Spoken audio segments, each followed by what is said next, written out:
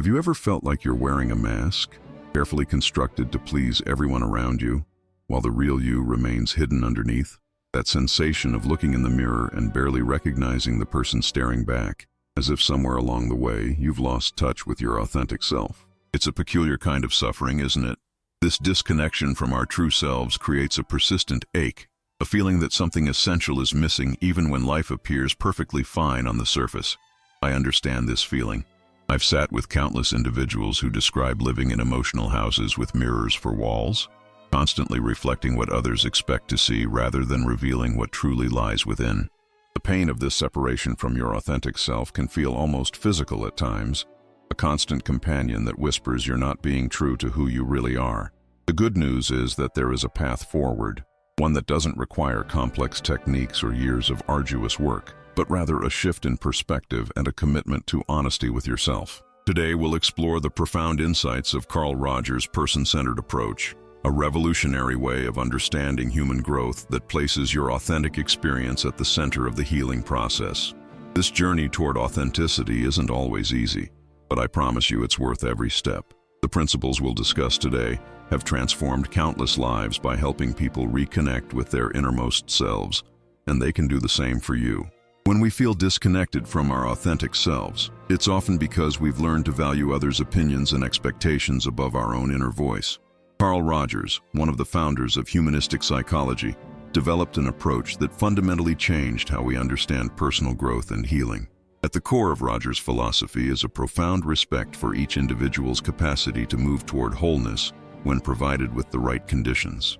Unlike approaches that position the therapist as the expert who diagnoses and treats, Rogers believed that each person inherently knows what they need for growth, even if that knowledge is temporarily obscured.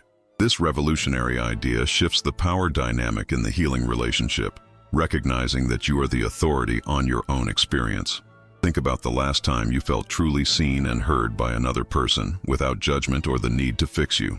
Perhaps it was a conversation with a close friend, a moment with a loving partner, or even a brief interaction with a stranger who somehow managed to connect with you authentically. How did that experience feel in your body? Many people describe a sense of relaxation, as if they could finally exhale fully, allowing tension they didn't even know they were carrying to dissolve. This is what Rogers was pointing to when he described the power of authentic human connection.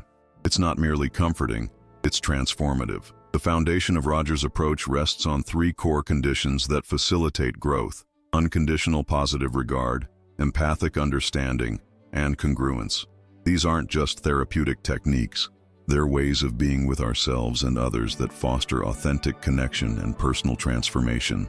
Let's explore what each of these means in everyday life. Unconditional positive regard involves accepting and valuing a person in their entirety, without placing conditions on that acceptance. It doesn't mean approving of all behaviors, but rather recognizing the inherent worth of the person behind those behaviors. Imagine what it would feel like to be in the presence of someone who truly accepts you without requiring you to be different. Someone who sees your struggles not as failures, but as part of your human journey.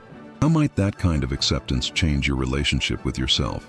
Most of us have internalized conditions of worth from early childhood, subtle and not so subtle messages about what makes us lovable or valuable. Perhaps you learned that achievement brings approval, that emotional control is prized, while vulnerability is dangerous, or that caring for others' needs before your own earns you love.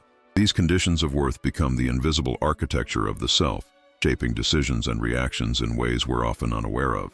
They're the reason we might feel anxious when we're not productive, guilty when we prioritize our needs, or ashamed when we don't meet expectations, even our own. I want to pause here for a moment and ask you to reflect on your own experience. When do you feel most disconnected from your authentic self? What situations or relationships make it difficult for you to express what you're truly feeling or thinking? I know these can be challenging questions to answer, especially if you've spent years focusing on what others need or want from you, rather than tuning into your own inner experience. Naming these moments of disconnection can be a powerful first step toward authenticity. If you feel comfortable, I'd love for you to share in the comments using the phrase, "I feel disconnected when." Your words might be exactly what someone else needs to hear to feel less alone in their experience. And now, continuing our exploration of Rogers' core conditions, let's turn to empathic understanding. This involves making a genuine effort to see the world from another person's perspective, to step into their shoes and experience life as they do, without judgment or interpretation. It's not about analyzing or evaluating, but about being fully present with another's experience. Empathy is often confused with sympathy, but they're quite different. Sympathy is feeling for someone, while empathy is feeling with them. When someone responds to your pain with sympathy, they might say, "I'm sorry you're going through that," maintaining a certain distance from your experience. But when someone responds with empathy, they're willing to sit alongside you in your pain, to really understand it from the inside out. They might reflect back what they hear you saying, both in words and in the emotions behind those words, helping you feel truly seen. The power of being truly heard shouldn't be underestimated. Many of us have had the experience of starting to speak about a problem, only to have the other person immediately jump to solutions, minimizations, or comparisons. Have you tried this? At least it's not as bad as, "That reminds me of when I..." These responses, though often well-intentioned, can leave us feeling more isolated in our experience rather than connected.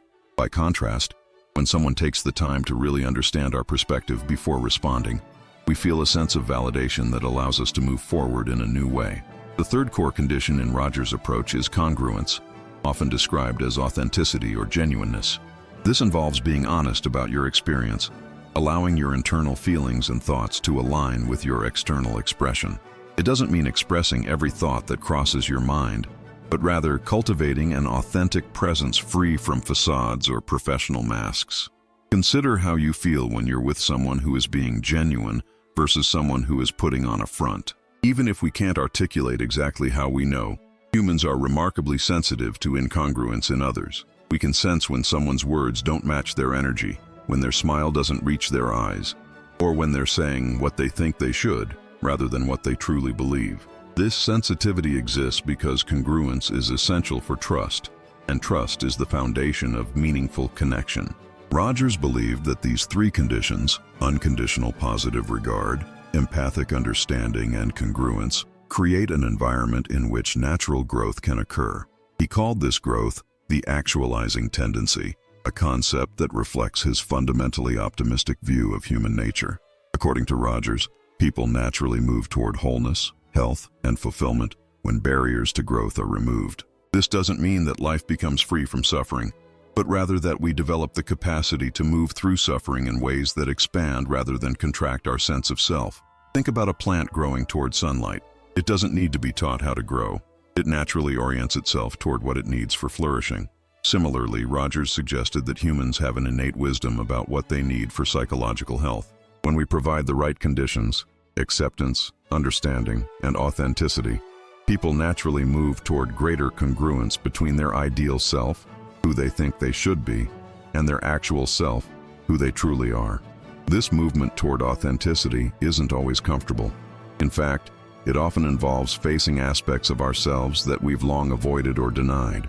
But there's a profound relief in finally acknowledging the truth of our experience, even when that truth is painful. As Rogers himself wrote, "The curious paradox is that when I accept myself just as I am, then I can change." This statement captures the essence of his approach. Authentic change begins with acceptance rather than striving. Let's consider how these principles might apply in everyday life. Imagine you're in a conversation with a friend who's sharing something difficult. Your natural inclination might be to offer advice, to try to fix their problem, or perhaps to reassure them that things aren't as bad as they seem. While these responses come from a caring place, they often miss the opportunity for deeper connection. Instead, try bringing Rogers' core conditions into the interaction. Practice unconditional positive regard by reminding yourself that your friend's feelings are valid, even if you might have responded differently in their situation. Demonstrate empathic understanding by focusing on really grasping what the experience is like for them, rather than filtering it through your own perspective. And bring congruence by being honest about your own limitations. Perhaps saying, "I don't know exactly what to say, but I'm here and I want to understand." These simple shifts can transform an ordinary conversation into a healing encounter. The beauty of Rogers' approach is that it doesn't require specialized training to incorporate into your life. Whether you're a parent, a partner, a friend, or a colleague, you can practice these principles in your daily interactions. When your child is upset about something that seems trivial to you, Can you set aside your evaluation and connect with the feeling behind their reaction? When your partner expresses a perspective that differs from yours, can you listen with curiosity rather than preparing your counterargument? When you notice yourself putting on a social mask, can you take a breath and choose a more authentic response? These moments of choice happen countless times each day, offering opportunities to move toward greater authenticity in your relationships and with yourself. One of the most powerful aspects of Roger's work is his understanding of the relationship between how we're treated by others and how we treat ourselves. When we've been consistently met with conditions of worth, I'll love you if you achieve, I'll accept you if you suppress your anger, I'll stay with you if you prioritize my needs, we internalize these conditions and impose them on ourselves. We become our own harshest critics, judging ourselves by standards that no human being could consistently meet. This self-judgment creates what Rogers called incongruence, a splitting between our authentic experience and our awareness. We begin to deny or distort aspects of our experience that don't align with our conditions of worth, creating an internal fragmentation that manifests as anxiety, depression, or a general sense of disconnection from life. The path toward healing this fragmentation involves developing what Rogers called unconditional positive self-regard. This doesn't mean approving of every action you take, but rather maintaining an attitude of acceptance toward yourself as a complex, evolving human being who, like all humans, will make mistakes and experience a full range of emotions. It means recognizing that your worth isn't contingent on your achievements, appearance, or ability to please others. It's inherent in your humanity. Developing this kind of self-acceptance is a process, not a destination. It begins with increasing awareness of your internal experience, thoughts, feelings, sensations, without immediately judging or attempting to change them. This awareness creates space between experience and reaction, allowing for more conscious choices. Over time, this practice of non-judgmental awareness can transform your relationship with yourself, making it possible to embrace parts of your experience that you previously rejected or denied. As your relationship with yourself becomes more accepting, you may notice changes in your relationships with others as well. When you're not constantly seeking approval or validation, you can be more authentic in your connections. When you're not afraid of your own emotions, you can stay present with others in their emotional experiences. When you're not judging yourself harshly, you have less need to judge others. This is how personal transformation extends outward, creating ripples of change in families, communities, and ultimately, society.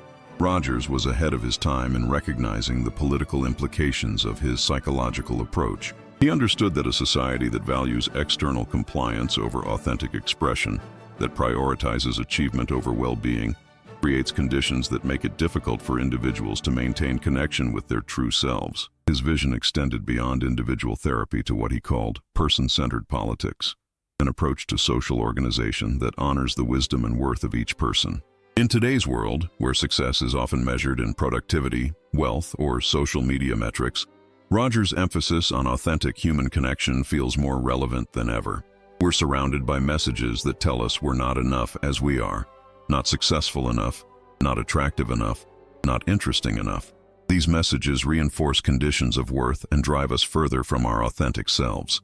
Countering these cultural pressures requires conscious choice and sometimes courage. It means questioning the values we've internalized and asking whether they truly serve our well-being. It means creating spaces in our lives where authentic expression is valued above performance or perfection. And it means seeking out relationships that foster growth through acceptance, understanding, and genuineness. One practical way to begin this journey toward greater authenticity is to practice what Rogers called checking in with your organismic valuing process.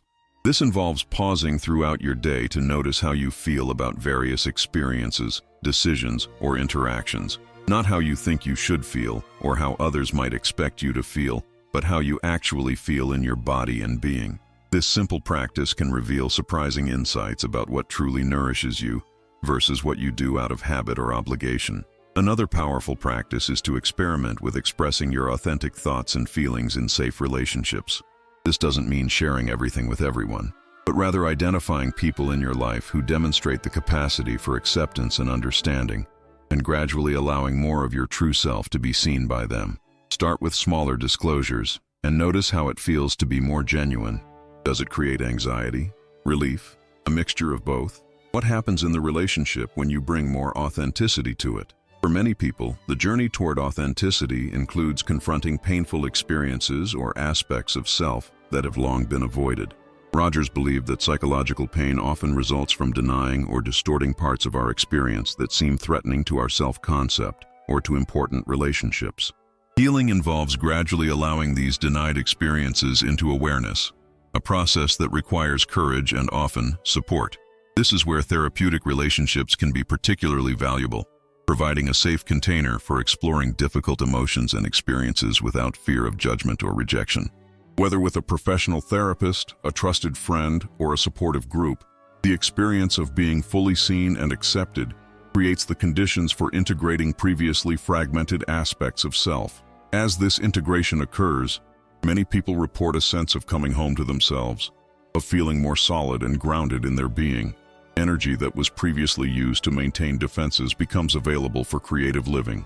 Relationships deepen as they're built on a foundation of authenticity rather than performance. And decisions become clearer as they're guided by internal wisdom rather than external pressure. If this message has touched something within you, if you've felt a resonance with these ideas about authenticity and growth, I want you to know that this channel is a space where we continue to explore these principles together. I'm not here as an expert with all the answers, but as a fellow traveler on this journey toward more authentic living. Each video is an opportunity to apply Rogers' person-centered approach to the challenges we all face in daily life, from relationship conflicts to career decisions to the search for meaning and purpose. Unlike much of the advice you'll find online, our conversations here are grounded in respect for your inner wisdom and the belief that you are the authority on your own experience. We won't offer quick fixes or one-size-fits-all solutions, but rather thoughtful reflections that invite you to connect more deeply with your own truth. If this approach resonates with you, I invite you to subscribe to this channel as an act of commitment to your own growth and well-being. When you click that subscribe button, you're creating a regular opportunity to pause and reconnect with yourself amidst the busyness of daily life. And if you turn on notifications, you're ensuring that you won't miss these moments of reflection and community. I'm committed to being a consistent presence here, offering perspectives that honor the complexity of human experience and the potential for growth that exists within each of us. I look forward to continuing this journey together, creating a space where authenticity is valued and each person's unique path is respected. Let's connect again soon. The journey Rogers invites us to undertake is both simple and profound. It begins with the radical act of listening to ourselves with curiosity rather than judgment, attending to our internal experience with the same care and interest we might offer to a dear friend. This listening extends to our relationships with others, creating connections characterized by presence rather than performance. And ultimately, it reshapes our understanding of what it means to live well, shifting our focus from external metrics of success to the quality of our connection with ourselves and others. As Rogers himself wrote, "The good life is a process, not a state of being. It is a direction, not a destination." This perspective invites us to release the pressure of trying to arrive at some imagined state of perfection, and instead, to engage fully in the ongoing process of becoming more fully ourselves. It reminds us that growth isn't about reaching a fixed endpoint, but about continuing to evolve in response to life's invitations and challenges. One of the most liberating aspects of Rogers' approach is his understanding that we are always in process, always becoming. There is no final version of yourself to achieve, no perfect state to reach and maintain. Rather, authenticity involves allowing yourself to continually evolve, embracing new aspects of experience, and letting go of outdated patterns as you move through life. This perspective transforms mistakes from failures into valuable information, losses from endings into transitions, and challenges from obstacles into opportunities for new understanding. In a culture obsessed with achievement and results, this process-oriented approach offers a refreshing alternative. It suggests that the measure of a well-lived life isn't found in acquisitions or accomplishments, but in the quality of presence we bring to our moments. Are we able to be with what is, without immediately trying to change or escape it? Can we allow ourselves to experience the full range of human emotion, from joy to grief, from anger to tenderness, without judgment or suppression? Can we extend the same acceptance to others in their process of becoming? These are the questions that guide a person-centered approach to living. The beauty of Roger's work is that it offers hope without bypassing the very real pain that many of us experience. He doesn't suggest that positive thinking alone will transform suffering, or that all problems can be solved with the right technique or mindset. Instead, he acknowledges the depth of human struggle and points to the healing potential of authentic connection. In a world that often feels fragmented and divided, this emphasis on the power of genuine human relationship is a much-needed reminder of what truly sustains us. It's not the latest technology, the perfect diet, or the most efficient productivity system that creates a sense of well-being, but rather the experience of being truly seen and accepted for who we are.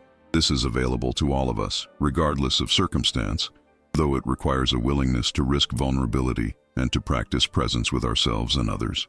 As we close our time together, I invite you to consider one small step you might take today toward greater authenticity. Perhaps it's setting aside a few minutes to check in with yourself without judgment, noticing what feelings and needs are present right now.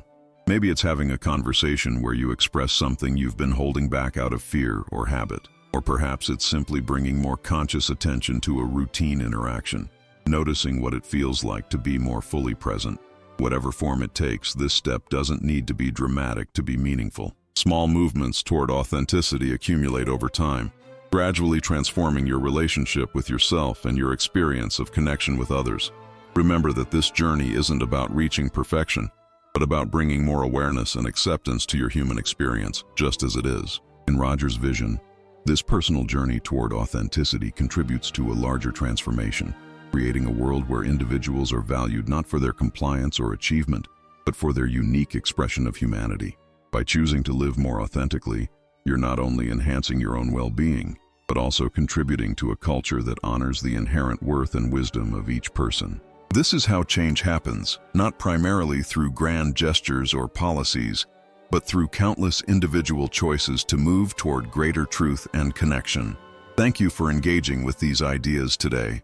Your attention and reflection are part of the ongoing conversation about what it means to live authentically in a complex world. I hope you'll continue to explore Roger's person-centered approach, whether through further videos on this channel, through reading his work directly, or most importantly, through your own lived experience.